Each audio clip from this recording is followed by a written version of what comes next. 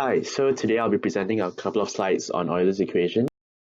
Euler's equation of fluid motion are a set of differential equations that can be solved by using methods from calculus, which would enable us to approximate or model a specific given flow problem by characterizing the time and spatial behavior of a fluid velocity vector along a streamline in terms of density and pressure. Euler's equation is based off Newton's second law of motion, which implies it is derived from the conservation of momentum. Euler's equations are based off a couple of assumptions. Firstly, that it is a non-viscous fluid, which is a fluid which is homogeneous and incompressible. However, there are also more advanced cases using compressible fluids. Fluid flow which is continuous, steady, and there are no temperature variations and no chemical variations, and only gravitational and pressure forces are involved in the fluid flow. Are actually simplifications of the Navier-Stokes equations of fluid dynamics. It is simplified by neglecting the effects of viscosity of the fluid, which is one of the terms in the Navier-Stokes equations. Therefore, the Euler's equations are not able to properly approximate all real-world fluid problems.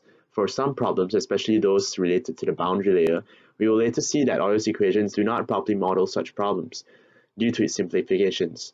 Further on, Euler's differential equations can then be used to derive Bernoulli's formula by assuming a steady flow and constant density of the fluid and by integrating along a streamline. Euler's equations are not able to effectively model fluid dynamics in regions whereby the net viscous forces are not negligible, meaning that it works best for regions which have high Reynolds number, whereby the net viscous forces are negligible, such as being far away from the boundary walls. This simplification from the Navier-Stokes equation to Euler's equation results in the loss of higher ordered velocity derivatives, such as at the boundary layer, whereby the velocity gradients normal to the wall are very large. Therefore, when we use Euler's equations approximations, we cannot specify the no-slip boundary conditions at solid walls. Nonetheless, during approximations, Euler's equations is often applied over the whole flow field, followed by insertion of a thin boundary layer as a correction to account for the viscous effects.